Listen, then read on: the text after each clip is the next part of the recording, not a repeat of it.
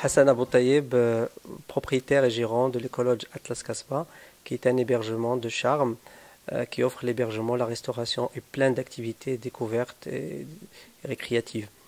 Nous sommes ici au début du Haut Atlas occidental et dans la réserve de biosphère de l'Arganré, pas loin d'Agadir. Nous sommes juste à 5 km du périmètre urbain d'Agadir et 20 km de l'aéroport Al-Masira d'Agadir. Nous sommes ici dans la réserve de biosphère de l'Arganré, la RBA, qui est une réserve unique au monde et qui couvre une superficie d'à peu près de 830 000 hectares au sud-ouest du Maroc. Cette réserve s'étend sur sa partie franche littorale entre Essaouira, à peu près à un peu plus de 170 km au nord d'Agadir, et jusqu'à 200 km au sud d'Agadir, en incluant aussi une partie de la plaine du Sus, le Haut Atlas et l'Anti-Atlas. Donc ça forme un triangle en quelque sorte. C'est une réserve qui est devenue membre du programme and Biosphere, donc dans le cadre d'un programme de l'UNESCO. Cette réserve est la première au Maroc, et juste après d'ailleurs il y avait la réserve des Oasis du sud, et puis la réserve intercontinentale au nord du Maroc, entre le Maroc et l'Espagne. Donc il a cette unicité.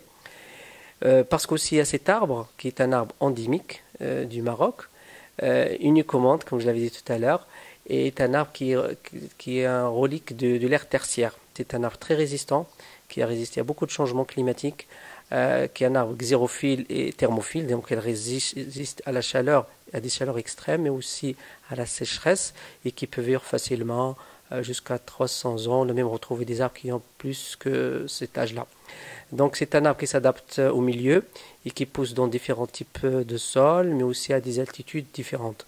Donc c'est pour ça qu'il a pu quand même caractériser l'ensemble de la région. Il faut dire aussi que c'est une forêt qui a des lois spécifiques qui depuis plusieurs années, depuis les années de protectorat, et qui a aussi son impact dans le développement socio-économique de notre région. La première richesse déjà, c'est une forêt. Parce que vous savez bien que l'importance de la forêt dans la vie humaine et dans si vous voulez, dans l'équilibre de notre environnement, mais aussi il a son importance du fait qu'elle constitue une barrière contre l'avancement du vent du désert, une barrière naturelle. C'est aussi un arbre dont vit la population locale par l'extraction de l'huile d'argan, qui est une huile, comme vous le savez bien, luxueuse, rare, unique au monde également, et qui est utilisée tout d'abord pour la gastronomie. Et d'ailleurs, on a plusieurs plats traditionnels de notre région qui sont à base de l'huile d'argan, et avec ses qualités aussi nutritionnelles énormes, mais également, depuis plusieurs années, maintenant que c'est une huile qui est utilisée dans la cosmétique. Et comme vous le savez aujourd'hui, plusieurs marques, surtout au niveau international, utilisent cette huile comme produit cosmétique de luxe. C'est un arbre aussi qui a beaucoup de symbolique pour la culture berbère de la région. Donc on symbolise cette culture. Donc il y a si vous voulez, cette référence à cette culture berbère ancestrale qui est liée à cet arbre de la région. L'aire de l'Arganré a beaucoup diminué ces dernières années, depuis le siècle dernier. Il y a aussi des dangers, je pense que c'est le danger le plus imminent, le plus grave, c'est le danger humain, avec cette pression humaine. De plus en plus, il y a une agriculture qui se développe, surtout dans la plaine, une agriculture intensive qui menace cet arbre. Il y a aussi, comme vous le savez, c'est aussi un pâturage suspendu. Donc, lorsqu'il y a un surpâturage, cet arganie aussi affecté. Il y a aussi peut-être l'arganie, je dirais, qui sera peut-être, il va être victime de sa réussite aussi. Hein. C'est une huile qui est assez connue. Et puis du coup, il y a cette surexploitation et parfois une huile qui est plutôt valorisée à l'extérieur du royaume. Donc il y a plusieurs dangers aujourd'hui. À mon avis, il faut faire tout pour arrêter ce danger. Il y a aussi un danger très important aussi, c'est l'urbanisme. Vous avez remarqué l'extension de la ville d'Agadir et d'autres villes qui sont dans la réserve de biosphère qui, si vous voulez, menacent cet arganier. Et là, il faut tirer une sonnette d'alarme. Moi, je suis plutôt de nature, je suis optimiste, donc je ne peux être qu'optimiste aussi pour l'avenir de la forêt d'Arganier, de l'Arganré. parce que je sais aussi qu'il y a une volonté hein, de la part de plusieurs acteurs qui interviennent aujourd'hui dans cette forêt de l'Arganier. Et je pense qu'il y a de plus en plus de sensibilisation. Et à mon avis, il faut communiquer plus sur l'importance de cet arganier, de cette réserve, et aussi comment on peut la valoriser. Et je pense que c'est ça aussi le défi aujourd'hui, comment démontrer à tout le monde qu'aujourd'hui, notre avenir est lié naturellement à cet arganier, à cette forêt, à cet espace aussi qui est important, et qu'on peut valoriser cet arganier par plusieurs façons. Et je pense aussi que le tourisme est un vecteur, si vous voulez, pour préserver cet arganier et le valoriser, le faire connaître et aussi le préserver et le protéger.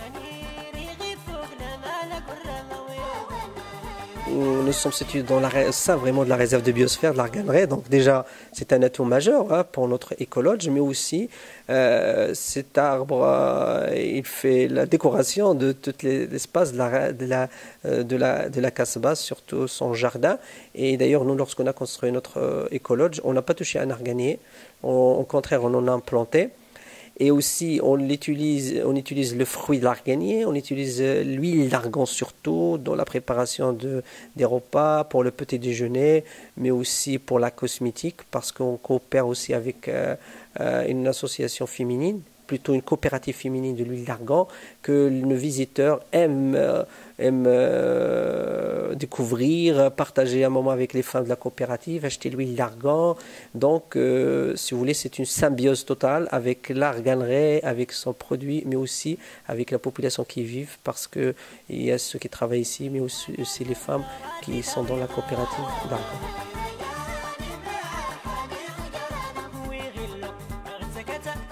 Bien entendu, notre écologe, il a une démarche éco-responsable et écologique aussi. Tout d'abord au niveau de l'intégration paysagère, hein, quand vous avez vu la Casbah, donc avec ce style d'architecture traditionnelle. Par les produits que nous utilisons ici, c'est des produits qui viennent des villages avoisinants, qui viennent du souk, mais aussi des produits qu'on a sur place. Surtout, on a un petit jardin botanique et aussi un jardin de quelques fruits et légumes. Mais aussi par rapport aux produits qui sont totalement bio et naturels. Donc ici, l'utilisation zéro des produits chimiques. Et la responsabilité, c'est aussi une responsabilité humaine, hein, du fait que les gens qui travaillent chez nous, c'est de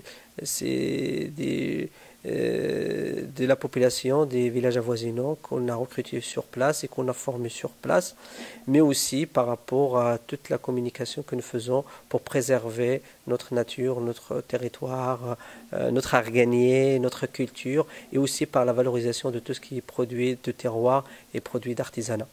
Donc si vous voulez, c'est à peu près rapidement les aspects de notre travail.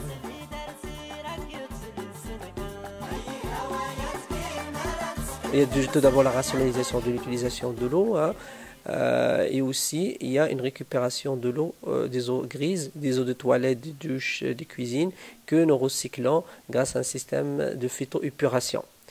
Et grâce à cela, donc, toute l'eau est récupérée et puis réutilisée pour l'arrosage du jardin.